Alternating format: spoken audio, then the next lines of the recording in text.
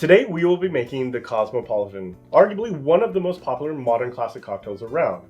This is in no small part due to the show Sex and the City. We will also discuss the history, which is very contentious. There's many origin stories regarding this particular cocktail.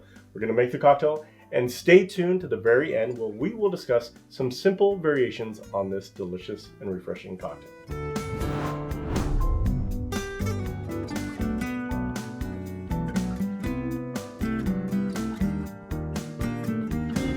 We're going to make the Cosmopolitan here in a second, but before we do, let's talk about that contentious history that I mentioned earlier in the introduction.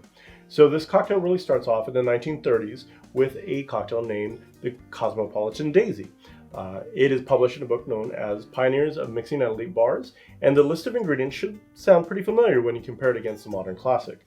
So it's gin, lemon juice, Cointreau, and raspberry syrup. Now fast forward about 50 years and there's no shortage of people claiming ownership over this particular drink. The most popular version is that Cheryl Cook created this cocktail in Miami in around the 1980s using citron vodka. Now we can go ahead and pause the video and you can go down the rabbit hole of researching all of the different origin stories, but we're going to go ahead and start making the drink now. In Cheryl Cook's original recipe, she's using citron vodka and Rose's lime juice. Now, I pretty much hate this stuff, so I'm not going to be using this, but I will be using fresh lime juice and just kind of a standard vodka. So the very first ingredient that we're going to use is 1.5 ounces of vodka. So I'm going to go ahead and add that right into my tin. Next is 3/4 ounce of Cointreau. Then 3/4 ounce of lime juice, which is about 1 lime.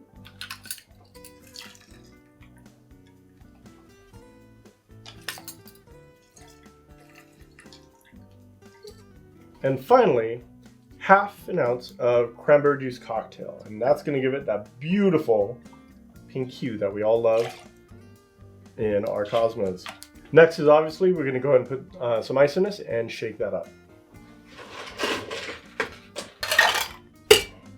So here we go.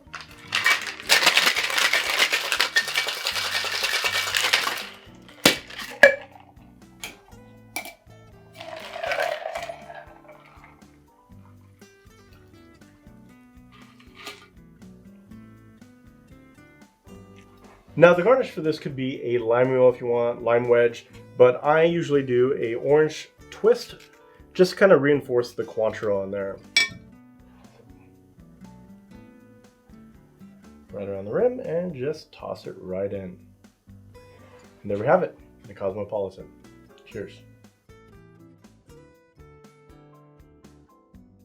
Thank you for sticking with us to the very end. And now, as promised, let's talk about some simple ways to adapt this cocktail.